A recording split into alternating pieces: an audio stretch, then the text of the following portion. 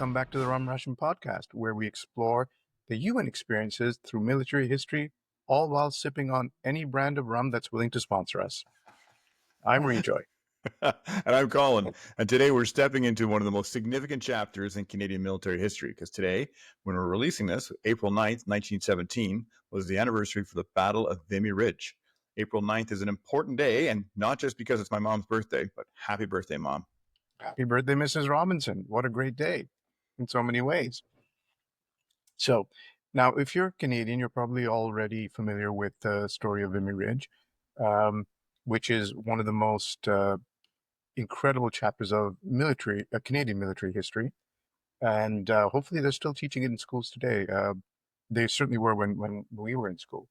You might have already learned about it in school, of course, or seen it, images of the towering white memorial, which is emblematic of the battle, because that part of the land belongs to Canada now. And it's been portrayed in government documents, in banknotes, things like that. And of course, when you read the history text, it's your normal sort of, they lay out the battle the way it was fought. You see the maps, you see the pins, you see the lines moving forward, but you don't get a sense of what the soldiers on the ground actually went through. And the experience was incredibly, incredibly grueling, uh, gut-wrenching in many ways. And for us, I think this is you and myself, Colin, specifically important story because as members of the Royal Montreal Regiment, our regiment played a key part in the battle. Yeah, very, very, very right. And just one thing you mentioned about Vimy being taught at schools. Believe it or not, it wasn't part of the Quebec curriculum until Canada Company lobbied so hard to get it added about 8 years ago. It was a big victory for Canada Company, which also has a military history learning program, which I helped found. And goes by the name Je me souviens in Quebec and offers a ton of free information for educators who are trying to get that done. So je me souviens.org for any teachers who might be listening who are looking for some free teaching materials that can really help them with military history. But you're right. And getting back to Vimy and the RMR, And they can check it out on Instagram as well, right? That's right. Absolutely. Yeah. Please do that. Yes. The RMR, we can't claim to have played a pivotal role in it, but we were certainly in the thick of it because the RMR 14th Battalion, Canadian Expeditionary Force, was in the very first assault wave that morning. Went over the top 5:30 in the morning in a raging snowstorm, charged straight into machine gun fire, exploding artillery shells, mud, pain, and absolute mayhem. And this was a battle that they prepared for meticulously, didn't they? Which led to why they were so successful. Rehearsed the assault over and over again, lived underground in the Maison Blanche cavern, which, if I recall, Pierre Berton, in his epic book Vimy, has mentioned how you can still see where soldiers carved their names or etched their names into the cavern walls while waiting to go over the top. Yeah, my Uh, son Charlie was just there a few weeks ago, and he remembers as a child the RMR had put on a display. Our museum had put on a display where there's 3D renderings of these, where there had been a great artist who'd gone down into Maison Blanche and done high resolution photography, and then 3D printed all those chalk carvings. And there's a really cool one. There's a couple of them still on display at the RMR.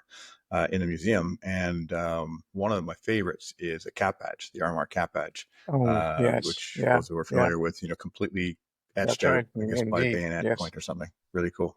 Amazing. Amazing.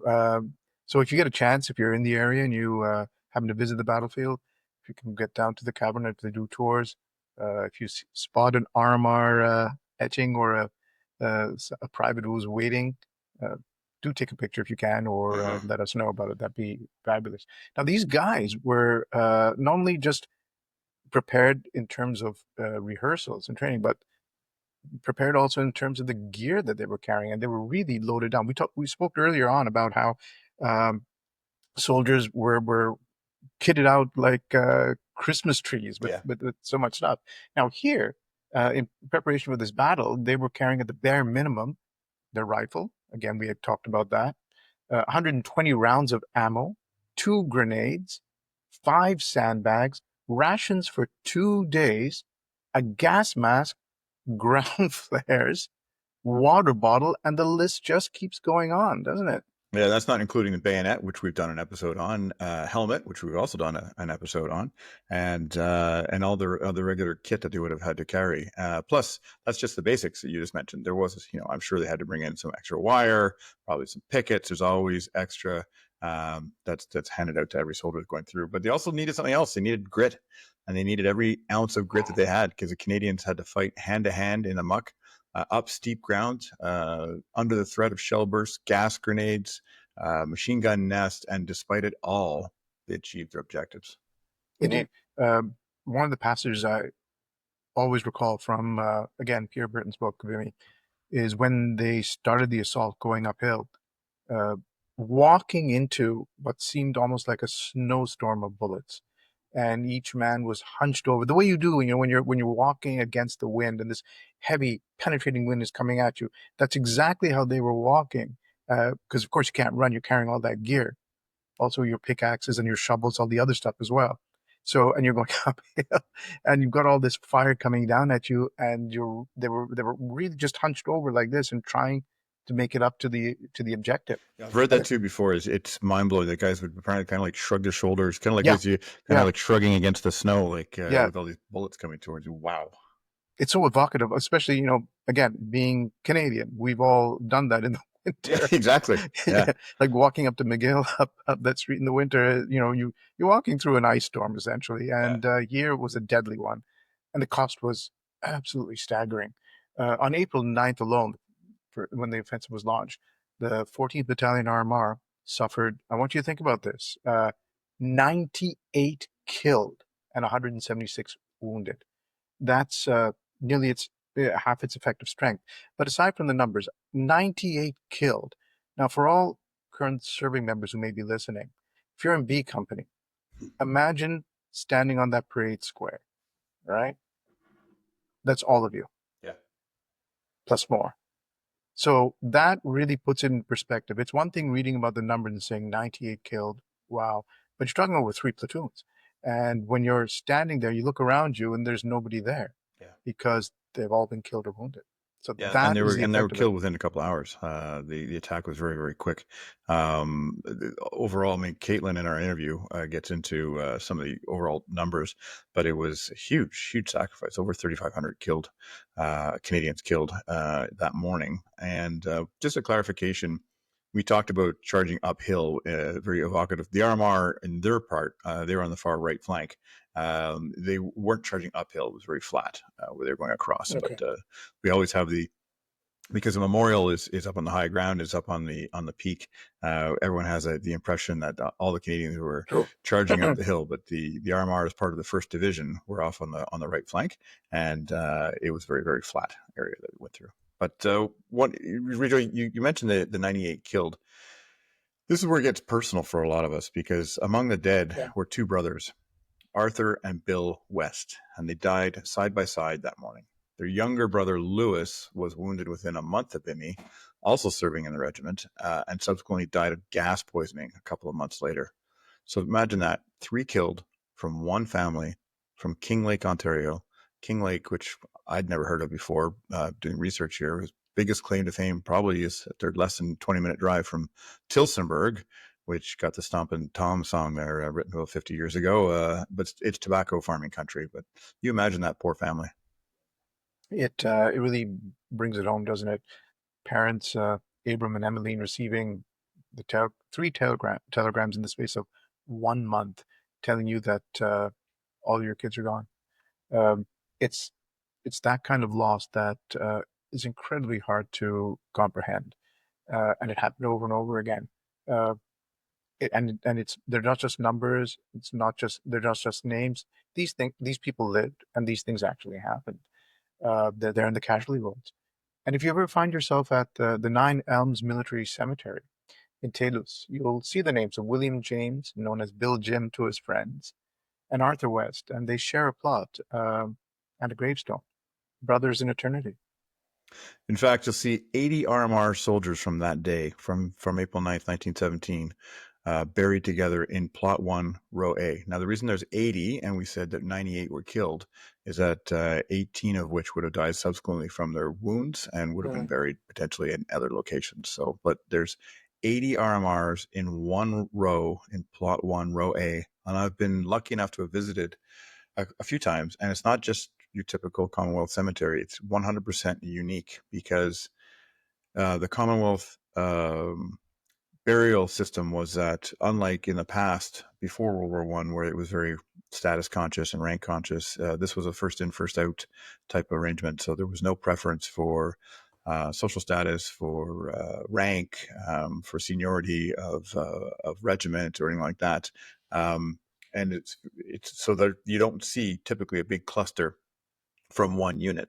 And what is really Right. unique here is that this is really sacred ground for us. And for any RMRs listening, if you ever get a chance, please visit and bring some rum to pour out for the boys and just Yeah. toast their Yeah. memory. Absolutely. Um, and the reason it's so unique, Colin, I mean, it's very well said what you said there. It is sacred ground for us. And it was laid out by Sergeant William James Lambourne, RMR NCO, and he had the grim task of supervising the burial of his comrades. I can't even imagine what goes through your head when this is what you've been tasked to do. So he arranged them first by rank, then alphabetically within each rank. It's believed to be the only cemetery of its kind in the entire Commonwealth because the bedrock principle, of course, of the Commonwealth graves was no favoritism, as you just pointed out. Rank, social status, marital service, whatever, didn't matter.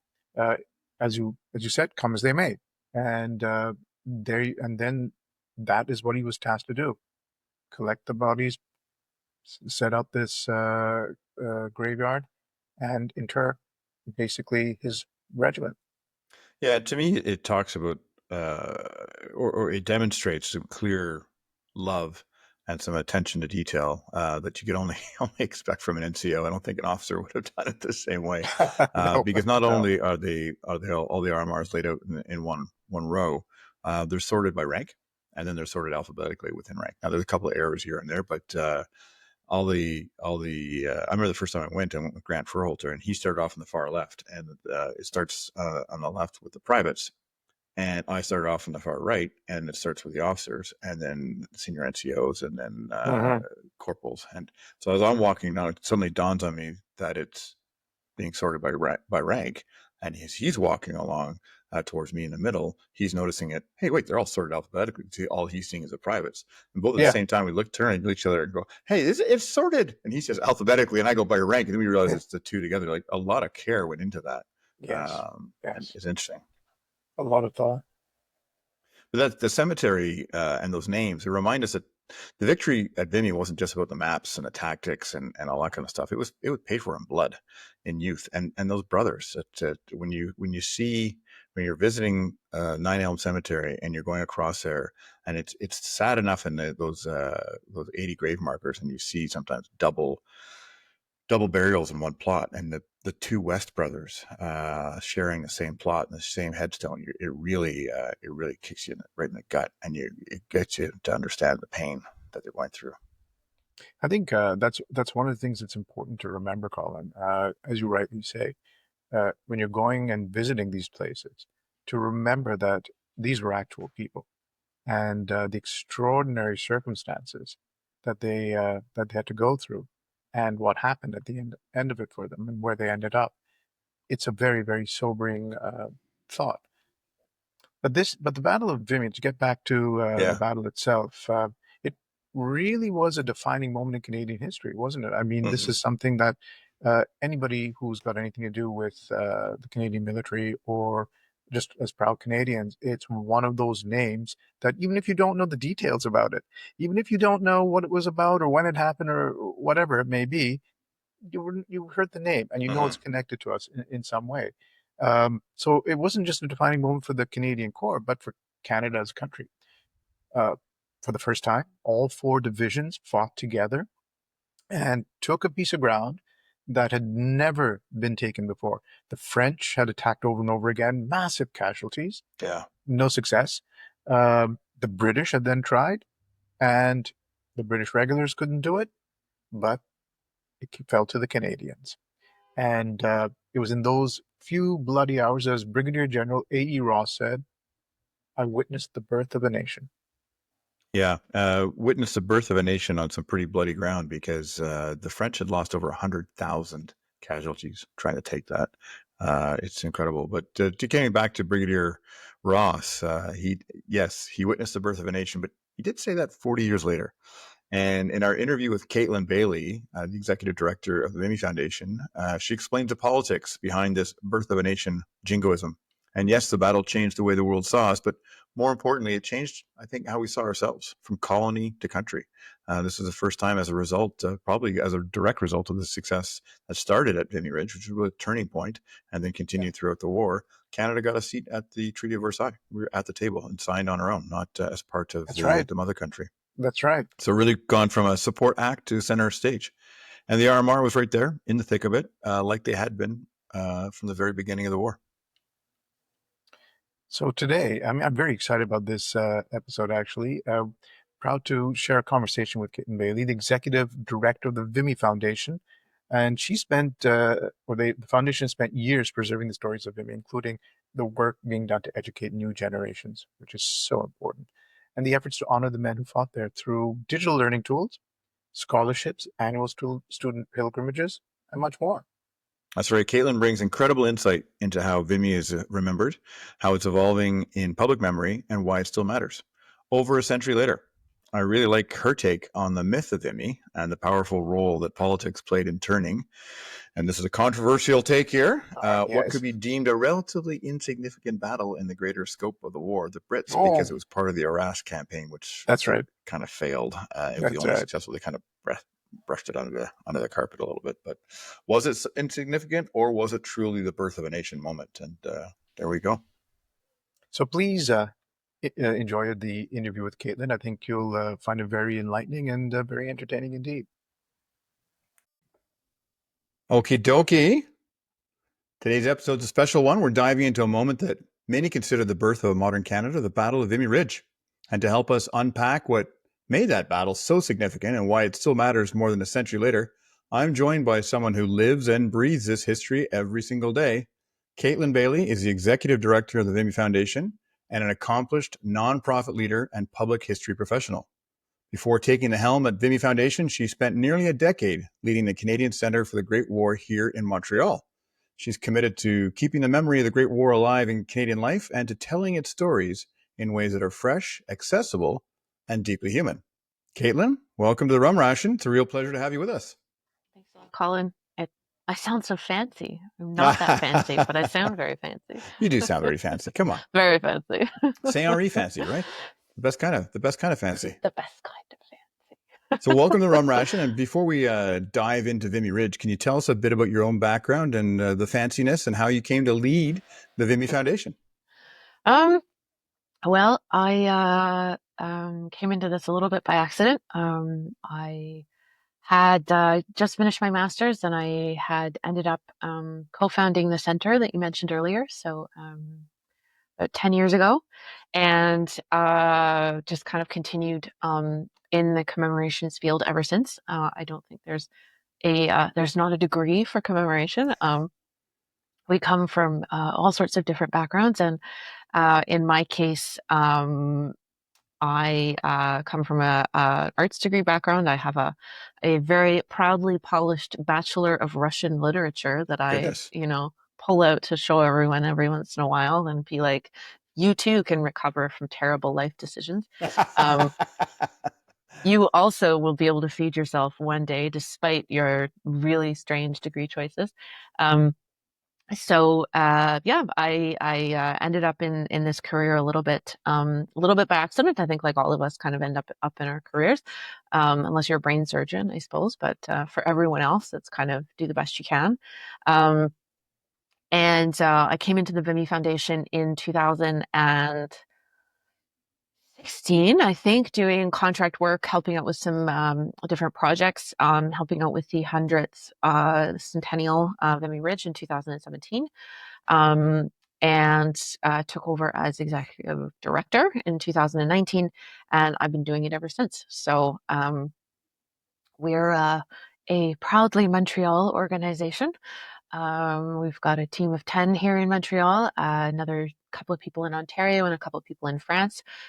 So, we're all daily working this kind of idea of um, how do we continue to provide opportunities for Canadians to engage in this stuff Hmm. in ways that are maybe not typical ways for people to engage in it? How do we bring it to new audiences? How do we ensure that the values and the things that you can learn out of something like this, out of a fairly difficult and very convoluted conflict, can kind of help people um, see a little bit about where they are today. And I really believe that sometimes that if you can see that some of the things that we're all experiencing are things that other people have experienced 100 years ago, even if it's not the same thing, it still is a little bit less. I feel like we kind of reuse and overuse the phrase unprecedented times, and it's like everything Yeah, is no kidding. unprecedented. And it's kind of like, well, Not the there first time we've are, had there's, tariff wars. Not the first time we've had trade yeah, wars. Exactly. like we've had things, we've done stuff, we have, um, lived difficult lives and had to make sacrifices that certainly for us as the last couple of generations we're not super used to. But I think certainly at least in North America, I think that you can look at some of that and get a little bit of commonality and a little bit of a feeling of like, actually, like, yes, they're different, but it's not like the end of everything, and you just kind of have to keep going. So I really do believe that that's a strong value to what we do, is to just remind people that yes, X is happening, but it also happened 100 years ago, and Yeah. here's how in the end we kind of managed to get through it anyway. And Yeah. Trying to provide that kind of context, right? yeah, So exactly. what first So sparked your interest in going from Russian literature? What's first sparked your interest in military history and more specifically Canada's role in the First World War? Um, it's a period I really like. In my many years of Russian scholarship, I was particularly interested in a period that is in English it's called the silver century, I guess is how you translate it. And it's the period of time from about 1890 to just after the end of the First World War. And so in Russia, it was a super, very experimental time. It was a revolutionary time. It was, it was a state that was very much shaped by the First World War. It was the Tsarist kingdom was destroyed essentially by the First World War and how they handled the First World War. And then we had 80 years of the USSR and Bolshevism, which shaped everyone's outlook on history for a very, very long time. So it's a period that I found interesting at the time. My own work in it was very much Russian stuff. And then when I kind of stumbled into my job at the center, it turned out that I knew more about the period than I thought I did. um, and there's nothing like handling museum artifacts, I think, and having to Mm. learn about them. That's a really, really quick and fast course in history. You have to learn about it, you have to look at it and see what you can find. So it just kind of I went from there, and now it's 10 years later and I'm still here. Yeah, I really like that point about the firsthand handling of artifacts and things like that, which really kind of it jumps out and touches you in a physical way that it doesn't necessarily anything else. That reading about something is a little bit more challenging. But speaking of which, do you remember your first visit to Vimy Ridge, and I do. what was that experience like for you personally? Um, well, it coincided with the 2017 100th anniversary. Oh, okay. And I was working for the foundation at that point. I was a contractor and I was there to help out.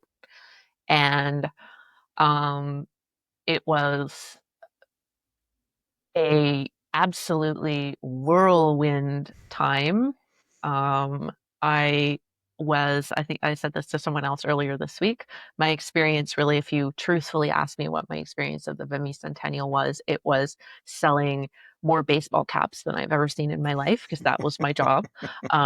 We were selling baseball caps. um, we were there. We had the ability to be participating in the Veterans Affairs ceremony and be part of that. But my real experience of Vimy 100 was very much in my tent with my POS system. Selling At one merch, point I because had to merch is be. important. We got the Merch is really Rum Ration important. podcast merch The here. Rum Ration shirt, I Not mean, available for sale. you can sell those at the next Vimy. The Vimy 110. I warn you, the Wi-Fi is bad, so be prepared to not be able to run your POS system. Right. Interestingly enough, so it was very in terms of like the official stuff, it was really almost a real blur. But we had to be there at 5 o'clock in the morning because of the security concerns at the time. So we were brought in on a bus with all of the staff at 5 o'clock in the morning, and we drove up the hill from Arras around the back of. So we were essentially following the kind of the path that the Canadian Corps took up Vimy Ridge, because that's what you follow. You kind of go up this rise all the way up the ridge, and you can't see anything for a while, and then at some point, when you're about halfway up, because of the way they've designed it now, and this is certainly not the way that it was, but the way that the site was designed when they installed the monument in the 1930s, there's this kind of sense where all of a sudden it opens up to you, and the trees kind of part, and there's this road, and then you have this view of the monument, which is huge. And in the sunrise of that particular morning, the sun came up between the pylons of the monument. Wow. And I have a photograph of it. Actually, I got out of the bus. It was 6 o'clock in the morning, and I have this photograph of this kind of purple sky, the white monument with nothing around it, and this fiery ball of sunlight coming up between the pylons. That's powerful. And so that is I suppose, really, that's my introduction to Vimy, was that, because I didn't see it before. I was too busy. I was working. I was selling even more baseball caps in a different location this time. But, I'd never gone. I didn't have the chance. I'd never been to see it. And all of a sudden, on this bus at 6 o'clock in the morning, we go up the hill and get off the bus, and there it is.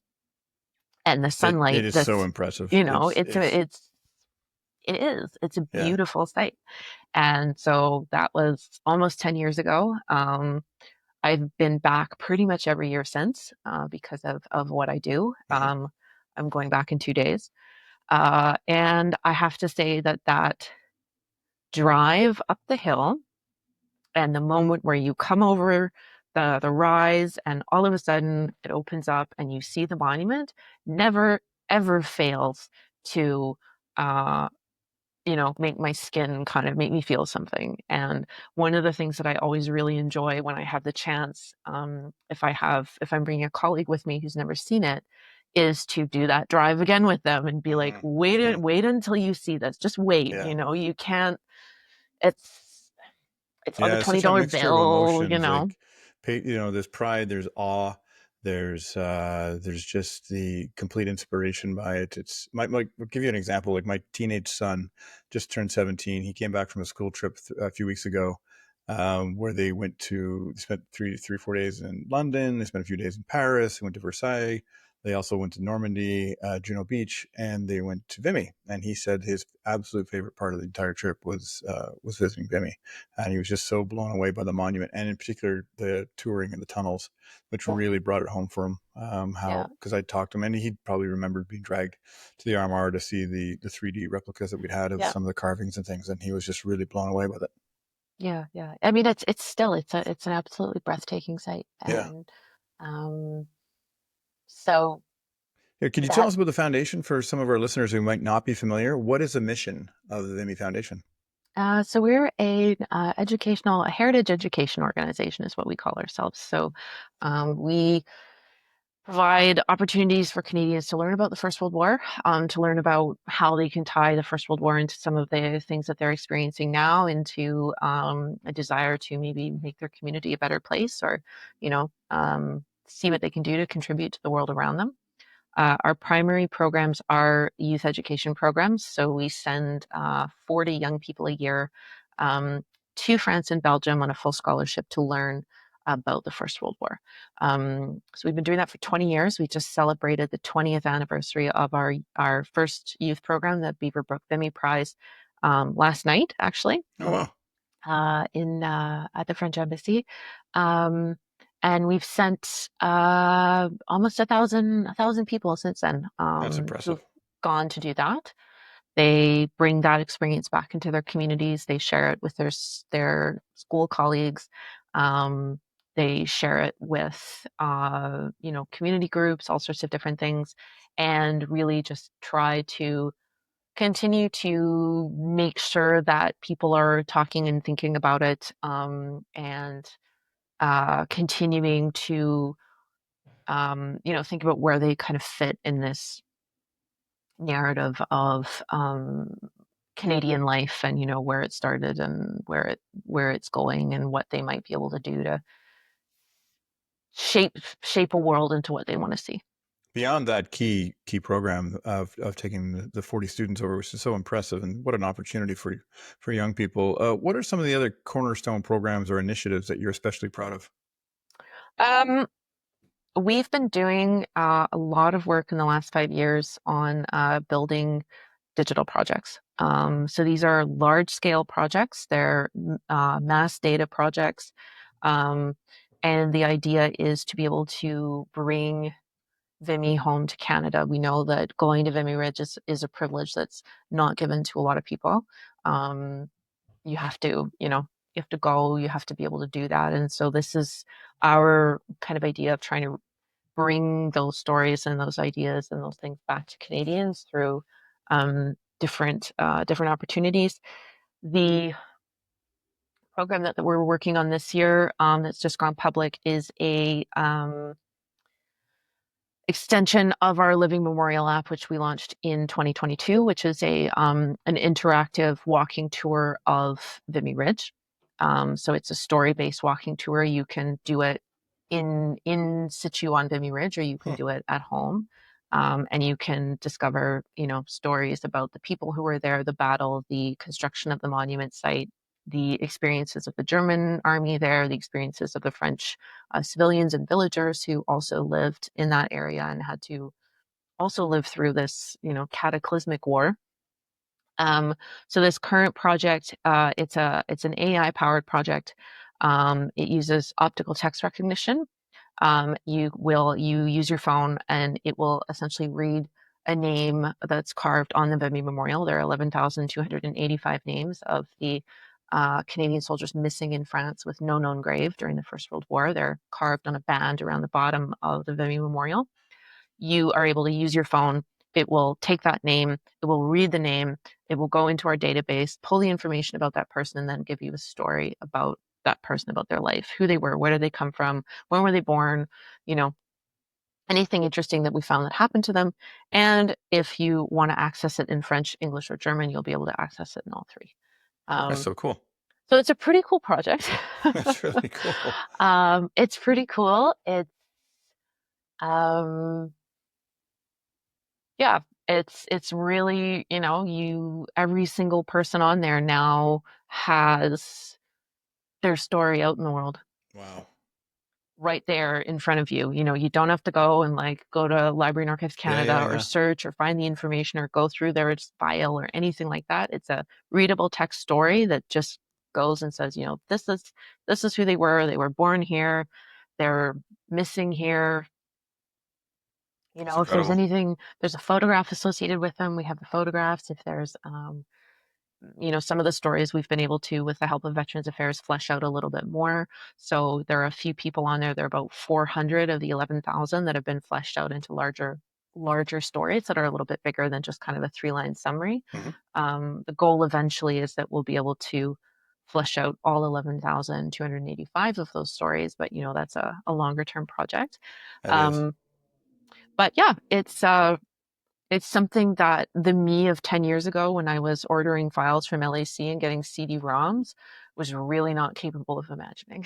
It But used to be a thing for people who visited just to take a piece of paper and kind of trace on with a pencil, exactly. right? I mean, people Yeah, still do that. They yeah, still go and they yeah. trace everything, And you're like, and hey, got a smartphone? exactly. And people come and they come and they spend a lot of time researching a dossier file and all of that stuff. Sure. And I think it's really great when people come and they're looking for someone specific, Yeah, but there are also 11,000 other people yeah, around them that they yeah. haven't had the chance to research, that they can just look at it and pick someone. And it's the magic of being able to just pick someone and see who they are right away. And I think that's super magical. It's a I hope um, if there are families of people who names are there, they have no grave to go to, that this is kind of our gift to them to say, this person still exists, and there are 600,000 visitors here, and those people are going to look at that and they will see that person and they'll still care about that person, even if there's no gravestone and there's very little left of them. And people can learn about that on your website, I'm presuming? Yes, yeah. So it's vimyfoundation.ca.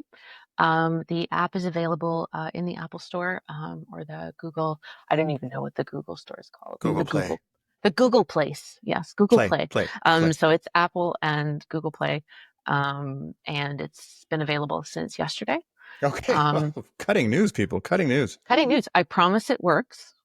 We've tested it many times. Well, don't worry. We're not going to publish this to the 9th. So you still got 6 more days to get it fixed. 6 more days to make it work. Well, I had someone ask me, what happens if the name is really high and I have to hold my phone up? Oh, And I said, hold the phone. We've tested for that, and there'll look be no at you. problems. That's pretty cool. Yeah, well, That's really, really cool. And I think you also had some episodes on your own podcast, right? Beyond the Ridge, that people could learn about that in French and in English. Yes, yeah. We did a couple of podcast episodes a few weeks ago, talking about it. We were kind of talking about the wonderful and weird world of data treatment, because it's we got 11,000. We got the raw data files from Veterans Affairs, and the challenges of historic data are very real.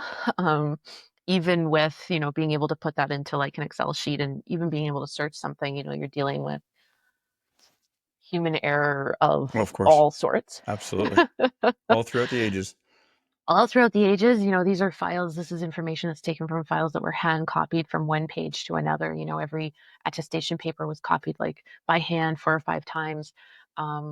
We have transcription errors for names that aren't, typical English names. So people coming with Eastern European names, with Francophone names from Quebec, with, Asian names, all that stuff. So transcription errors abound.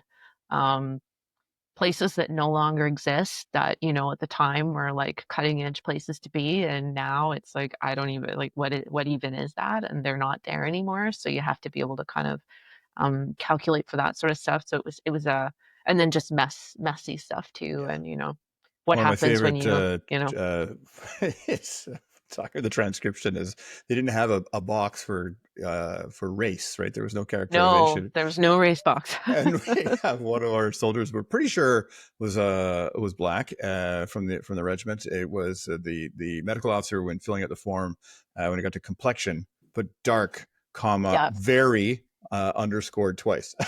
Yeah.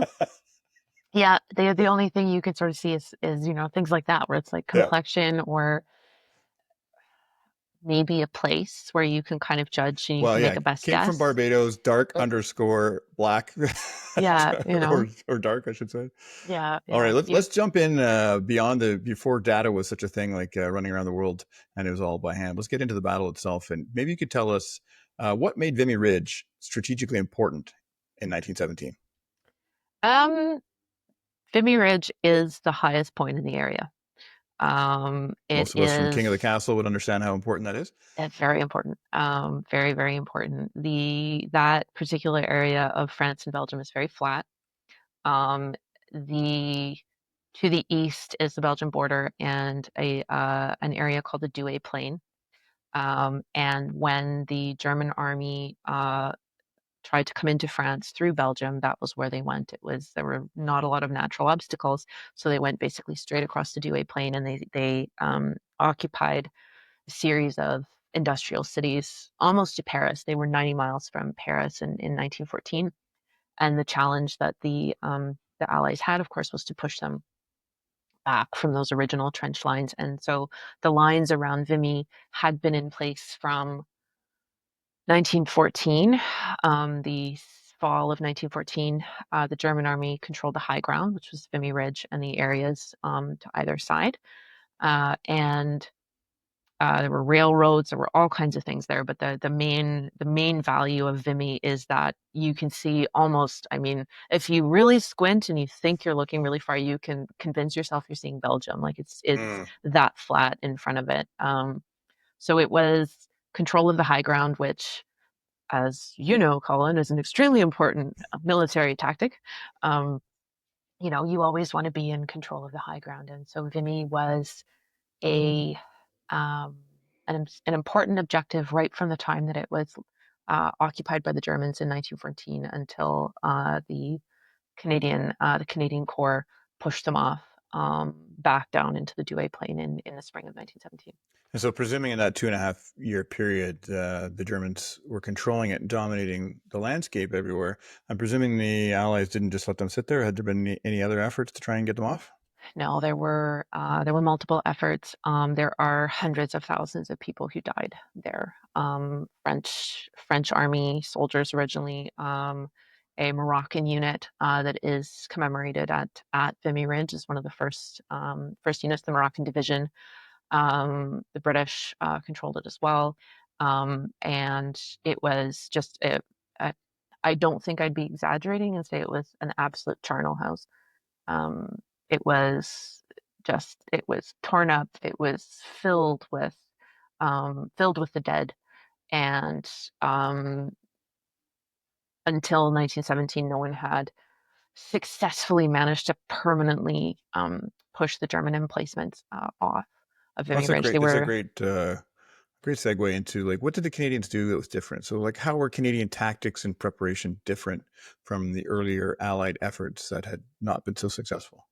Um, I would say some of it is a trend in general from the Allies learning from their mistakes. I don't Mm. think it's the Canadian Corps certainly benefited from it, and I think we're very open to learning and had spent the summer of 1916.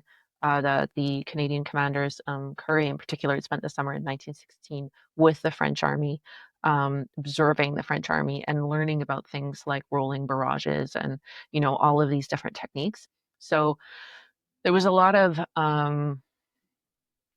uh, there was a lot of innovation that took place between 1914 and 1917 that tried to address this problem of industrial warfare, an opponent who was very, very solidly dug in with, concrete bunkers, permanent artillery emplacements that were, they weren't going anywhere. They were heavy gun, permanent emplacements. Had 3 years basically to dig into a high position, and then how do you get those out? And the Canadians up until that point, honestly, had a very mediocre record. Like everyone else, there was really no big moment until the spring of 1917 that you could claim unequivocally was an Allied victory. The Somme the year before had been an absolute disaster. Um, Second Ypres in 1915 was the famous gas attack that almost broke the lines. Um, the French army was in Verdun, and it was just terrible fighting. So the Canadians benefited from um, an army command that was willing to learn things and change their approach, which goes a long way. Willing to learn from other armies, willing to kind of say, okay, how can we do this better? What are you doing that we're not doing? The commanders at the time, Julian Byng, who led the CEF at that point, was a British officer. He was a long-standing, colonial army officer. He'd fought in Future Governor Sudan, General. future Governor General. I mean, he had a long, long military record. But he and his officers were open to experimenting. They were open to trying different things, to learning about testing technology. They had spent a lot of time experimenting with artillery location techniques that were using triangulation to be able to judge, to pinpoint where an artillery emplacement was based on the sound and sight sort of speed of a gun. And so observing the moment when you hear a shell to the moment where the shell hits, and being able to triangulate all of that. So that was McNaughton was very involved in that, and he was an engineer from McGill. He was a very experimental kind of sciencey guy, who he was fascinated by that type of stuff. You mentioned the tunnels. There was a tremendous amount of battle preparation for the Battle of Arras, which is what Vimy is a smaller part of. It's a larger general British battle called the Battle of Arras that actually ran for most of the spring of 1917 to take back Arras, the town of Arras, and the kind of surrounding area. So there was a lot of preparation for tunnels. There was a lot of tunnel digging to be able to try to mitigate, again, the fact that they have an opponent who is above you, can see you coming, can basically just throw shells on you as long as they want. So the challenge is always, you have to bring people up with a minimum amount of loss to get them to a point where they're able to do their jobs, while also locating and removing as much of the artillery as you can, and coordinating with a rolling barrage, which is, we see, this is kind of the beginning of, they started to use the rolling barrages in the Somme, but they hadn't quite figured out how to use them properly and how to time them properly. And this rolling barrage was very scientifically timed. It was like minute 1, minute 2, and everybody was very firmly told, you will walk here for minute 1, you'll walk here for minute 2, and they had to follow that barrage very, very carefully. And the artillery was very carefully prepared as well, that you didn't start too early, you didn't start too late. You didn't make any decisions where you were like, I'm going to fire here 5 seconds longer than everyone else. It was very, very, very coordinated. And ultimately, I think that's what stood them in such good stead in the end of it all, is that it was all of this stuff coming together. It was rigorously coordinated. It was, everybody knew what they were doing, down to, a private in a unit. You had a map, you knew where you were going, you knew what your line was, you knew where your objective was. And they'd learned a lot of lessons from 3 years of pretty bad failures. And Bing certainly, and Curry as well, were not, they tried to eliminate unnecessarily wasting of resources. Resources meaning people as well. People, yes. Yeah. That's what I mean.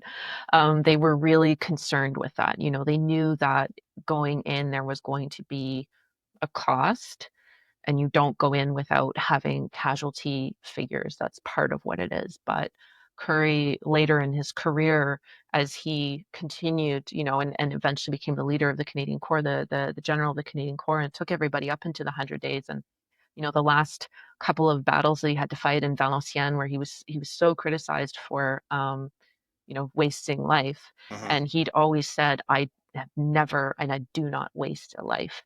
And those decisions at Vimy were very much made, a lot of them were really made in that idea, again, of we're not going to unnecessarily waste manpower that we can't replace, for when we can mitigate it in some way, when we can put in a tunnel, when we can neutralize as much of the artillery as we possibly can in the 3 months before, when the difference between someone having a map and not having a map means they're going to go to the right shell hole and not the wrong shell hole. Those are all things that come, I think, with not only with the experimentation and everything else, which is all great, but it also comes with a sense of we're not going to waste things unnecessarily. And Yeah, that was Curry very had a really good much, reputation for that, and I think it was 6 months later at Passchendaele, which was going really, Mhm. really badly, and General Haig reached for what he considered his crack troops and to the Canadians to help them get out of that bind. And Curry did an estimate of the situation, said it's going to cost you 16,000 casualties. Do you really want to? Do you really want Yeah, to spend yeah, 16,000? And Haig was so desperate, he said yes. And yeah. unfortunately, Curry was down almost to the exact number. He was Like, right down to the yeah, number, right? yeah, Yeah, exactly. And yeah, he sort of said, okay, if we're doing this, we're doing it my way to yeah, mitigate this as much as possible. Because yeah, if it's 16,000, that's all I'm going to lose. But yeah. that was very much his mindset, and certainly Bing's mindset as well. So, yeah, if I had to say what was different about the Canadians, I think it was just they were very, very well organized in this case. Um, and also the the general command belief of not unnecessarily wasting lives. Yeah, it's Uh, hard to believe with things we take for granted now. Obviously, racing around with your Google Maps on your phone and all that kind of stuff. But just the fact that when you tell people that it was the first time at Vimy, it was the first time troops were issued maps and told where they're going and briefed on their objectives. yeah, That's yeah. pretty Briefed on mind their blowing. Like, objective. it's pretty clear. Hey, let me tell you what we're going to do, what's Yeah, expected of yeah. you. Yeah. But I mean, you'd be surprised. You see this stuff at the Somme and everywhere else, and Well, it's still going on once today. The Russian troops had no you idea know, what was going yeah, on as they rolled into Ukraine. you But don't know where you are, yeah, right? Once the senior officers are gone, yeah. Good luck. you just keep going because going back is worse. Exactly. So, how significant was the fact that all 4 Canadian divisions fought together for the first time? And perhaps for our non-military listeners, explain what a division is and what a corps is. You referred to a Canadian Corps several times. Oh, now you're gonna have to make me. I worked on my notes for this, Colin, but Uh-oh. I haven't talked about divisions and corps in a long time. Because now I'm a fundraiser primarily, but I'll do my best. So a division Just is in an round army terms, just in unit. round numbers, like of people. You don't have to train it all. I'd say a But division's probably 25,000 people at yeah, that 20, time. 20,000. Yeah, A about that. battalion's about 900. If they're all at full strength, which is If if no everybody's one is healthy. sick, no one is wounded, no one is off on Yeah, yeah, training. yeah. Nobody's malingering. Right. Yeah, but a full strength battalion is about 900. A division's about 25,000. The Canadian Corps was all 4 divisions, all 4 fighting divisions of the Canadian Right. Army, the infantry divisions. The Canadian Expeditionary Force is the name for the entire body, which includes artillery, um, support crews, cooks, vets, bottle Cavalry. washers, cavalry, hospitals, everything you can think of. And then the divisions were really the 4 infantry divisions, which was about 100,000 strong for Vimy Ridge. It's a big number. It's a big number. Yeah. The CEF entirely for the full war was about 600,000 and change.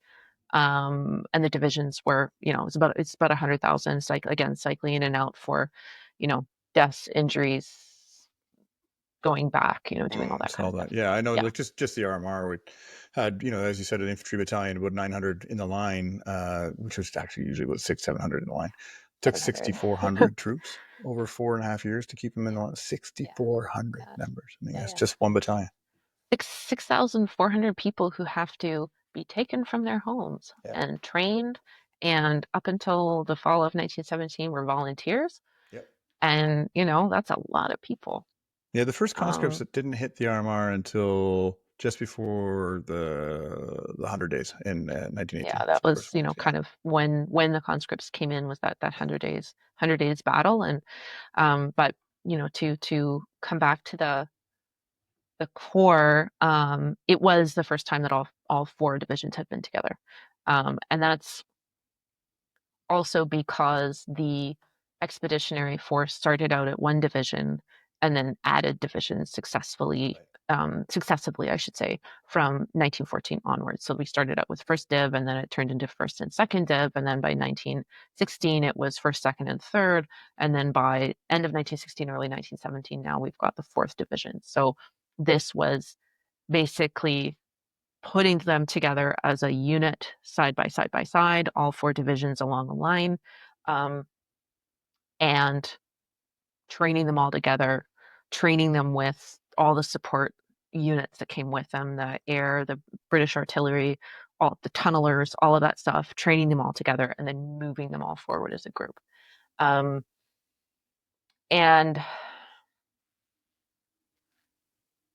I would say, I guess, Colin, that it's significant in the fact that that 4 divisional corps was never broken up after that. Okay. So the corps fights together for the first time, all together, full strength. This is what the Canadian Expeditionary Force is kind of the moment of like, this is what we are.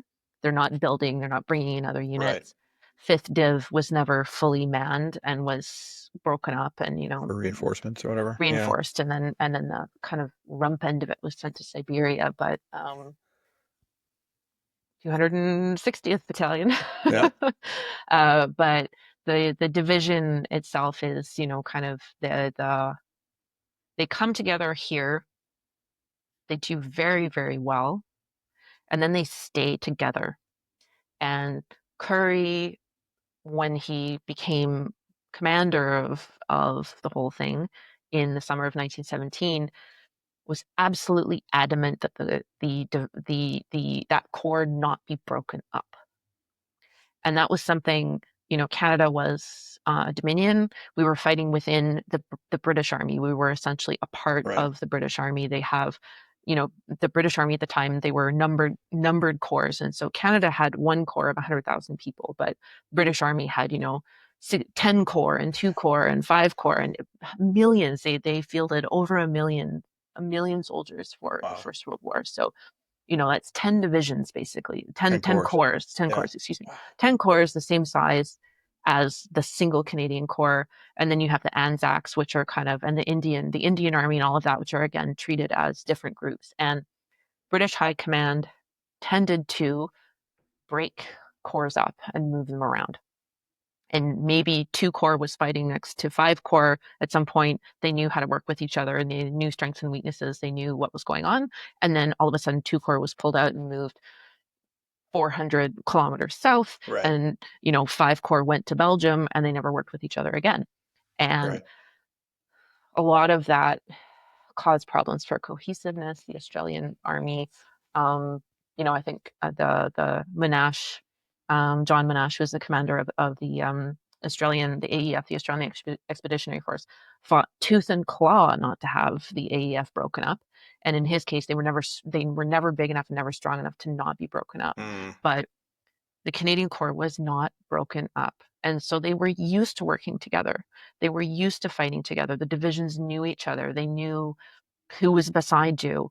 And so that ability to be together and continue to just be together all the way through then feeds into the fact that basically from Vimy Ridge on, they did not lose an engagement. So in terms of right until the end of the war. nation building and identity, would you say why do so many people, do you think, call Vimy the birth of a nation?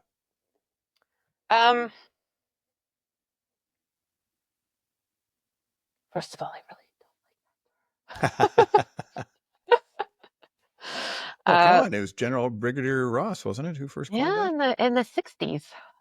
So 40 years after Vimy was fought, that kind of idea, like the birth of a nation narrative, really comes up in the 50s and 60s.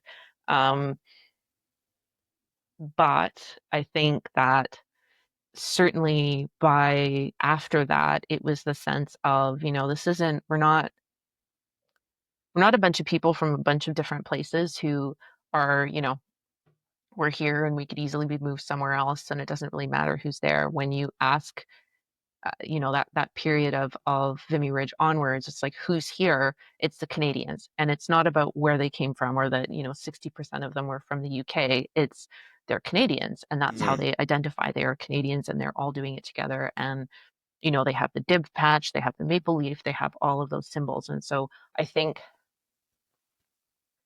that certainly has a very much a solidifying kind of idea. It's not really the British Empire anymore. It's Canada achieving this. And there's a sense, again, there's it's like sports, right? It's, for a bad analogy, it's like football where, you gather an identity around your team. Sure. And nothing And succeeds like success, right? Success, and you have Your pride Russian in literature that. background. I mean, there's a old Russian proverb of what is it? Failure is an orphan, but success has many fathers, right? So what did the Always. victory mean for Canada's identity back then? Um, I think if you look at, and again, there's a big difference when I talk to people about Vimy as being a defining moment in Canadian identity. Um, there's a very big difference of the how it defined the identity at the time in a contemporaneous way, and how people like General Ross defined it as identity 40 years later. Because there are 40 or 50 years of politics and contextual changes and a Second World War and Vietnam, and then the movement of Canadian independence and the flag between Vimy Ridge and Ross's statement in the 50s and 60s. So I think it's really important to kind of differentiate between those two, which is not to say that that moment was not an important moment and a really a big piece of Canadian identity. But it's if you look at the sources of soldiers writing in their diaries and talking about it at the time, it was very much a winning fight in a series of other fights that were still coming and fights that had gone beyond. Right. And it wasn't an isolated event. There was more to come. Yeah. And they knew and there it, were other right? things, Yeah. and Curry felt for his entire career that his crowning achievement was Hill 70. Yeah, absolutely. And you think because he led it. Yeah, of course you'd say that, right? 1917, the Canadian Corps, Vimy, Hill 70, Passchendaele. I mean, that was it's quite the concert tour T-shirt. Yeah, exactly. And then it just keeps going. You have Amiens, you go into Valenciennes, you go into the liberation of Mons, and it was very, very much a symbolic moment of we lost Mons, the British Army lost Mons in 1914, and now the Canadians are going in to take it back at the end of the war. So it's probably fair to say the Canadians had some swagger afterwards. Quite a lot of swagger, I would say. They were known for. I'll put you on the spot here. Is the story rowdy. of Vimy more myth or reality? I think let me give you an arts student answer to that, Colin, which is that it is both. Perfect. I thought from your history background, you'd say it depends. It's both. It's Schrodinger's monument. It's both. I think. There is a portion of reality to it for sure. There's a portion of we. People taking pride in it, having a sense of identity and group that came from it. Absolutely. There's also the post-war context of where the government chose to erect the largest monument to the war in Europe for Canadian troops, which was a decision to make it at Vimy. But again, Curry wanted it at Hill 70. Yeah. And other people wanted it at Second Ypres because, Saint-Julien. Yeah, the reality is for a lot of people, in fact, Saint-Julien and that space was really the great Canadian moment. They had held the line when no one else could, and they saved the day. Yeah. So it was very, very, very contentious decision to put that monument there at all. But it is a beautiful piece of public art. It is one of, I would say, the largest piece of permanent Canadian public art outside of Canada. It happens to have a great piece of real estate because you can see it for miles around. It's lit up at night. You can see it. I mean, I drive to Lens when I'm there, and you can see it from Lens. It's huge. So how can that not take a huge place in your imagination, no matter what all of us little pencil heads over here being like, well, this is more impressive, and this took less time, and there was a Canadian general here, so that's much more special. Like all us pencil heads, we're just arguing. But for the person whose imagination is looking at this huge monument 50 years later, you're saying, well, of course it was really important. Why else would they put a monument there? And all the backfighting and lobbying and everything that went on to actually put it there is kind of, like every other historical event. There's what happened when it happened, and then there's what happened afterwards that made what happened. Could you touched on something there I think it would be really important to explain to people who aren't aware. You mentioned the word real estate. Can you explain like the actual physical property where the monument is and the whole park and who it belongs to? Yep, absolutely. So the National Canadian Vimy Memorial, which is Walter S. Allward's beautiful sculpture, is on, I am probably going to get this wrong, Hill 145. Which is but a small part of the Vimy line, which is the thing I think is really fascinating for people because when you come up there, you are like, oh my God, this is enormous. Imagine all these 100,000 people crowded in here. But in fact, the line is huge. And that piece is a very, very small part. Um, it is ceded in perpetuity to the Canadian state by the French government in thanks for the role that Canada played in liberating northern France from the German army. That's pretty wild. Yeah. That's pretty impressive. It's not Canadian territory. Right. So that is a misnomer that everyone says. It is Sure. not Canadian territory. It's still very much French territory, but it is ceded for usage in perpetuity to the state of Canada. And the monument there is managed by Veterans Affairs Canada and Parks Canada.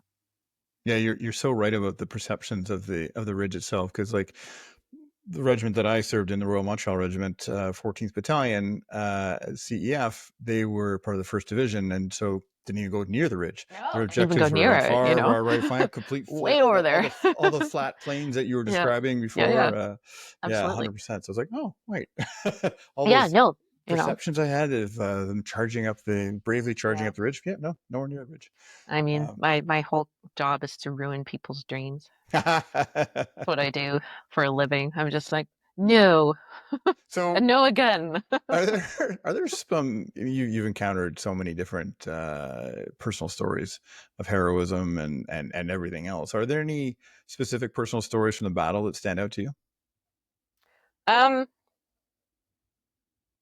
There are many, many, many stories. The one for me that is the one I recognize every single year. My great uncle is on that monument. Oh wow! His body was never found. He died in the 4th Division trench raid in early March in that area. That was Yep. just a preparatory feeler raid that was a complete disaster. So Francis Atkinson's name is on that monument. He enlisted with my great grandmother's fiance. They were friends. Both of them died within a month of each other, and my great grandmother lost her future husband and her brother in a month. Wow.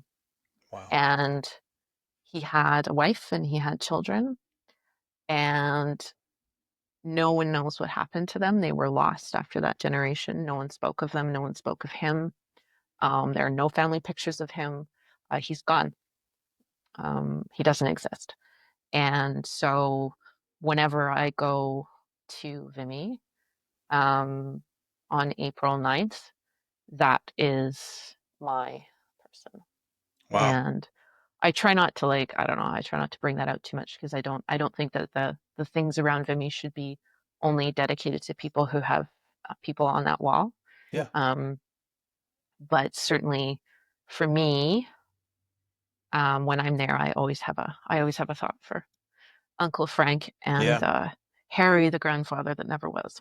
Wow. Yeah, my great uncle served there as well. He lived, but I had other relatives as well who served at Vimy. But the one that always comes to mind for me is the West brothers. There was 2 brothers in the RMR who both were killed on the morning of April 9th, 1917. Part of the 98 from the RMR who were killed on that day, and they're part of the 80 who are all buried together in row 1A of Nine Elms Cemetery. And both West brothers share a grave. They're on the same monument, same headstone. And sadly, their 3rd brother was killed, died of gas wounds about 2 weeks later. Not from Vimy, but from another battle. So you imagine that poor family. I can imagine it well. It tore our family apart. So speaking of which, how did the battle affect families and communities back in Canada? It was, I think, absolutely dreadful. The news for people was controlled, so Yeah. it didn't tend to come back until much later. Right. People knew that something big had happened. They didn't know what, and then there was kind of more news. And then a week later, 2 weeks later, you start to see the casualty lists. And that's 10,000 people who are missing, wounded, or killed. And the population of the country at that time was about 7 million. 10% of the country was enlisted in some way or another in the armed forces during that war. And so you would not have been unaffected by it, no matter if you knew someone or had someone in your family who was serving. There would have been somebody on your street, there would have been somebody in your Yeah. church, somebody in your school who was missing, wounded, or killed. So I think there was, the news headlines from the time and the really interesting thing, I think, again, and it's important to just remember this, is that the news headlines at the time were like, Great British Moment at Arras. Yeah. Yeah. Right. um, Well, there's also so talk about how Vimy was downplayed a lot by the British because the overall Arras. Arras was a massive failure. Exactly. I will put it out there boldly. It was not a success. It was Yeah. like everything else. Arras was, Yeah. it was a huge front. There were good bits and bad bits, more bad bits than good bits. And the only kind of major good bit of the day was Vimy Ridge. And then, they pushed down to try to get into Lens, where they fought at Hill 70. And then they were pulled out to go, as you said, to Passchendaele, where things were getting really, really bad. So definitely it was, it was kind of great moment for the British in Arras, but then it keeps going and it's just like setback, setback, setback, setback. And then eventually, the people who are receiving the casualty notices and the things that are finally coming back officially are starting to see things of, died at Vimy Ridge, all that sort of stuff. Yeah. So I think it would have been tremendously traumatic to have been a family member at that time waiting to see what was going on. Or a community, waiting to see what was going on. And you mentioned the West brothers. So that's all of a sudden, both your boys are gone. Your brothers are gone, all of that. And then everyone, the whole nuclear family that surrounds that is also affected by that. The community is, the church is, the school is, everything just kind of moves out from there. If you think about what happens in a high school when someone dies in a car accident, for example, and how terrible that is for the entire community. And then you just repeat that over and over and over. It's horrifying to think about, honestly. That's a great analogy. Would have been I thought of incredibly that one. difficult. Yeah. Wow. To be here waiting for that. And So then having to do it again 3 months later. right. You're right. It's not like it just was over. No, it So, didn't just why is stop. remembrance of Vimy still relevant today? I think it has become an important piece of Canadian identity. It is something that I think Canadians from all walks of life and all backgrounds can see and appreciate. And I think it's important for us to think about not only what happens when when we have to do difficult things and we come together and we do them well, but also the responsibility that each of us has when we have to decide to do something like that. And what is our responsibility to ourselves and to our communities, and how are we going to do it? Are we not going to do it? Are we going to agree? Are we going to disagree? And understanding that all of that is a conscious choice. It's not something that's just like, you know, um, just happens. Yeah. It's you as a citizen have a choice to participate in something like that or not. Yeah. So I think there's an identity value to it. There's a value of humanity in it that, again, you can think about that. You can see those names, you can think about those people, you can see people from the Vimy Monument has names on it from people from around the world. There are Japanese immigrants there. There are Chinese immigrants there. There are all different sorts of people that are there that you can, if you look for them, you can find them and see them. And it's not necessarily a single group of people that are there, which I think is a really valuable thing for us going forward, is this remembrance that despite the way that our history has been, or how we've viewed ourselves over the last however many years, Canada is a very varied place and has been a very varied place for, I mean, thousands of years. Let's say that there are, so many different groups that are here, and it's so I think it's a good reminder of that too. Hmm. That's a really good it's a really good take on it. So how do you see remembrance evolving in the future? I think that this is my personal radical opinion. I truly believe that remembrance has to evolve past uh, family ties and military ties. I think that anybody in Canada should be able to participate in that act and feel welcomed in that act and Mm-hmm. feel like there's a role for them to play in that act.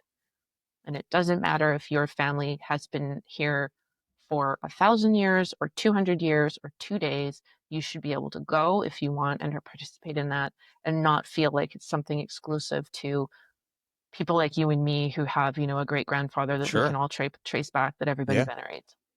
I agree with you 100%.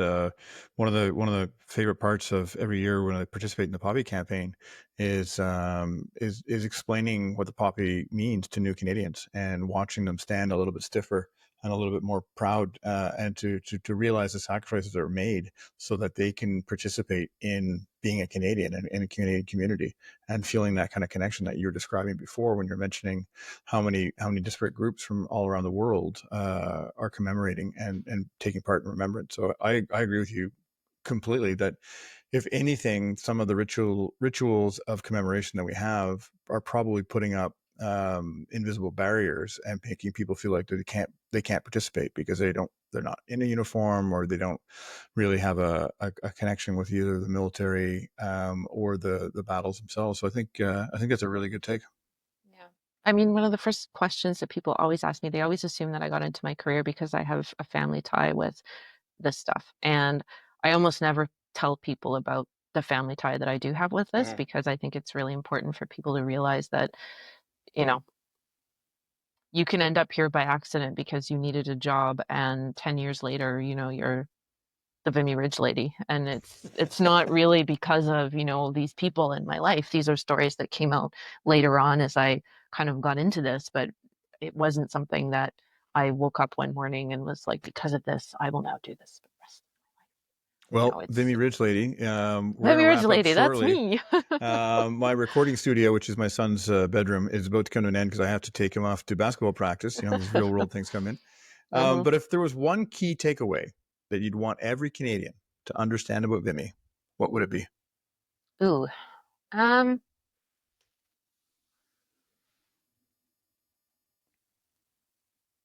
it's a tough one, Colin. Very tough one. I'm trying to think of what it would be, because there are a lot of things that I would want people to come away with, but I think that